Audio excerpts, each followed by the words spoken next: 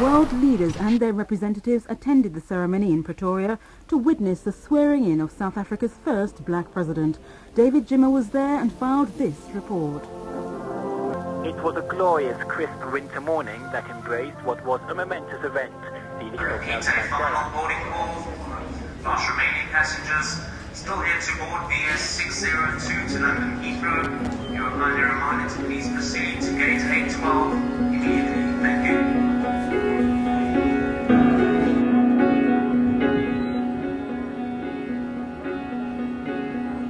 An important announcement from Airports Company South Africa. Please take care of your personal belongings and do not leave any of your luggage. It's 1994. I've left Britain and come to end up staying in Johannesburg, a suburb called Yeoville.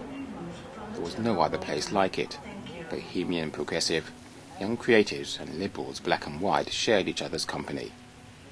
Yeoville's grip on me led to a 40-minute documentary from BBC Radio 4. First-time voters, young black professionals living or frequenting the area, like Eric Mieni. Today, I'm back here with friends for the first time in as many years.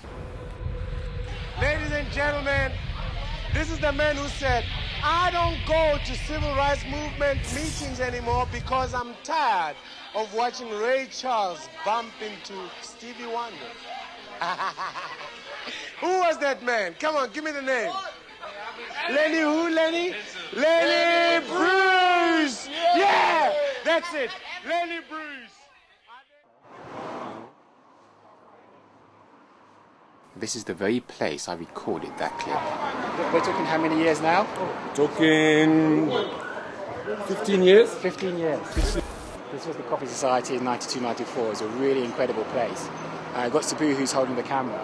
And around that time, all the Yeovilites would gather down here. Do you remember the cakes? Yeah. It's a really nice very nice pastry. Pastries as well, yeah. Right. So, and then a nice coffee. Nice coffee. And then on the left over there used to be drug people hanging on the corner there. Just calling you, right? Yeah. So how much has it changed? It's incredible. It's absolutely. It's the famous Rocky Street. You say this to people, they won't understand what you're talking about. No. They won't, eh? No. This is new. All the stuff? What is this? Remember, I don't know when you were whether you were here when this little restaurant opened. But we used to eat on the roof. We used to eat on the roof, and there was a little place here in the corner as well. And I think at this point, I'm going to just talk outside and not get these people. Okay, nice. You're good?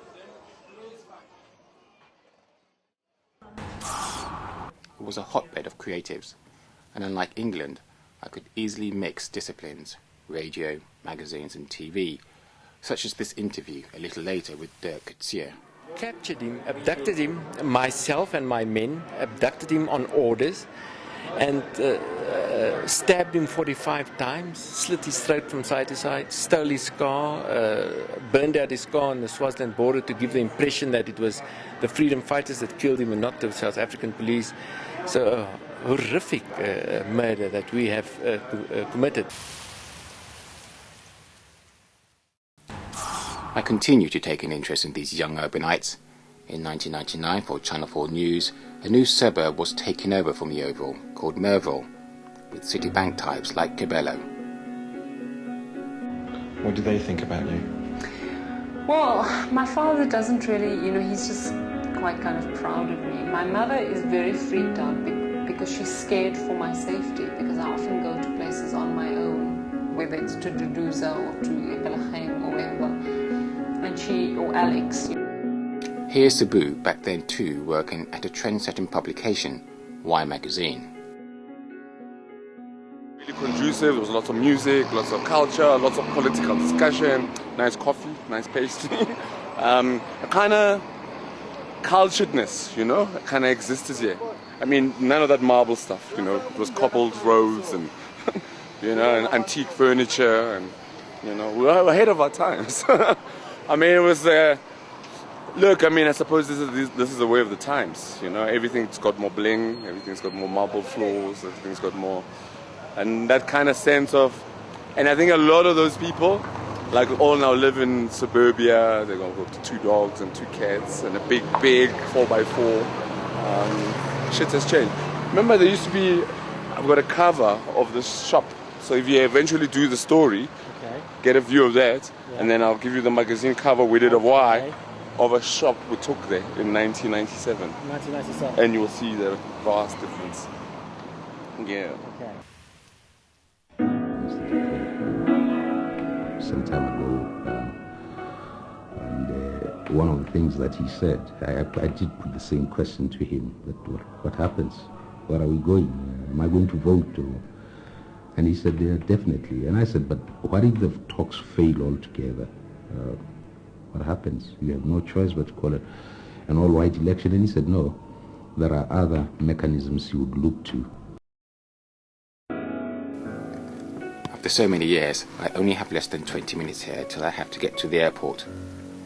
I'm in South Africa completing a Pan-African video training program for Miami University's Knight Foundation, chaired by Rich Beckman. Our jobs change as the media changes, as the media evolves. Our jobs have to change. I mean, there's no question about that. Now, I've been teaching journalism for more than 30 years. If you're familiar with sound slides, relaying pictures over a voice track, then this next item might just interest you. Call them video slides. Hello, my name's David Dunkley Gyimah, and I'm in South Africa at Rhodes University, one of the most illustrious universities in Africa and in South Africa as well, obviously. It's also home to one of the most incredible festivals which comes here every year, and also to a very obscure camera called the Camera Obscura. And this year we had 30 skills training workshops. That's Guy Berger, a well-respected journalist who heads up the journalism programme at Rhodes. More on that actual programme in a separate report. And for quirky stories, two wee friends who followed a colleague and me almost all the way from our hotel. Walked around really like they owned the place.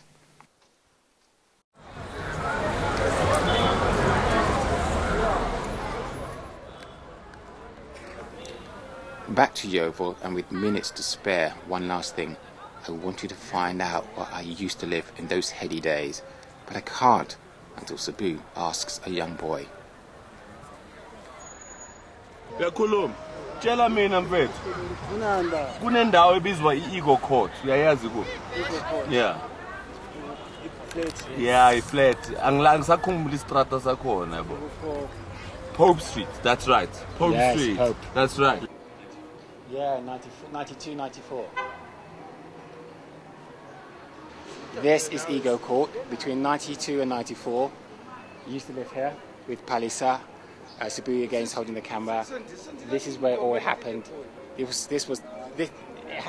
you know who lived here? No. The guys from Prophets of the City. Right. Get so rough. In fact, that picture I'm telling you about was of them. Okay. Yeah. So Prophets of the City lived here. That's the guys, right. they still have my CDs. When I see this guy, I can hear my really nice CDs, acid jazz. I want my CDs back. Have you ever seen this? Which one was he? The manager. Oh, the manager. Lance. Lance has got my CDs. We used to live inside here. At the back, we had a house party here.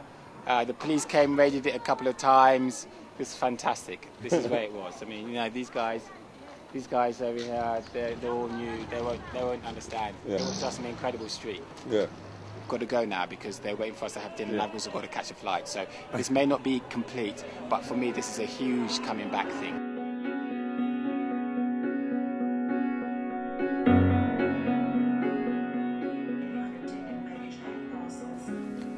Today, Yeoville beats to a different tempo, a vibrancy of multi-African states of nationalities. It's overwhelmingly different, yet attractive in a different way. But the Yeoville of old holds an indelible image for me. Wiki comments it changed forever after a murder in 1999. For the many months I lived here, I owe it a debt of gratitude, as through it and the eyes of many, I witnessed and reported the emergence of a then new South Africa. I need to come back some more.